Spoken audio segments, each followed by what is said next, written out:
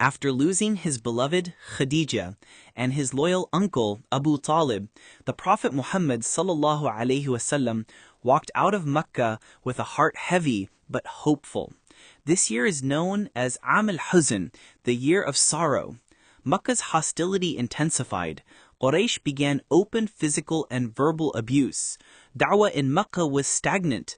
The Prophet sought a new place for the message to grow. Prophet Muhammad walked toward a distant city called Ṭā'if. A city 60 kilometers from Mecca was the home of the tribe Ṭā'if, a place known for power, wealth, and influence, a place he hoped would welcome the light of Allah. He stayed for 10 days in Ṭā'if. With only Zayd ibn Haritha radiallahu anhu by his side, he went door to door, heart to heart, calling the chiefs of Ṭā'if to guidance. The leaders who led Ṭā'if responded with mockery. One said, "Could God not find anyone other than you to make a prophet?" Another said, "Get out of here immediately. Perhaps you are true, and then I might insult you, and if you are false, I don't want to waste my time on a liar." And then the street boys, street urchins, were signaled to mock and attack Prophet Muhammad ﷺ. Suddenly, children and slaves surrounded him, yelling, laughing, throwing stones. The Prophet ﷺ kept walking, steady and silent, but the stones kept coming, sharper, harder.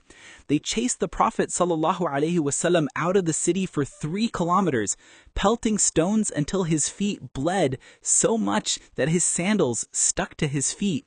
Zayd radiallahu an threw himself in front, trying to shield him, but they struck them both until the two were driven out of the city like unwanted strangers. Aisha radiallahu anha asked the Prophet ﷺ, "Was there any day more difficult for you than the day of Uhud?" He ﷺ replied, "Yes, the day of Ṭā'if. They rejected me, and I departed in deep grief." Sahih al-Bukhari 3059. Exhausted, wounded, heartbroken, the Prophet ﷺ reached a quiet orchard and collapsed beneath a simple grapevine belonging to Utbah and Shayba, leaders of Quraysh. And there, as his blood touched the earth, he raised the most beautiful, painful du'a. "O Allah, to you alone I complain of my weakness. If you are not angry with me, then I do not mind." At that moment, the sky itself responded. Allah sent Angel Jibreel alayhi salam and Angel of the Mountains. Jibreel alayhi salam said, "Allah has heard your people's words to you. If you wish, the Angel of the Mountains will crush them between the 2 mountains." The Prophet ﷺ replied, "No, I hope that Allah will bring from their descendants people who will worship Him alone."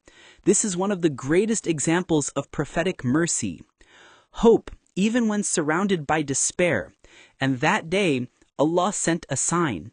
2 brothers from the powerful Qurayshi clan Banu Abd Shams, Utbah and Shayba, in whose orchard the Prophet was resting, felt pity and sent his Christian servant Adas with grapes. When Adas heard the Prophet ﷺ say Bismillah, he was shocked, as people in Ṭā'if did not say this. A short dialogue revealed Adas was from Nineveh, the land of Prophet Yunus alayhi salam. The Prophet ﷺ said, "Yunus was my brother. He was a prophet, and I am a prophet." Adas fell upon the Prophet's hands and feet, kissing them out of respect. He listened, he asked, he connected, and he believed. In that orchard, the first heart in Ṭā'if opened.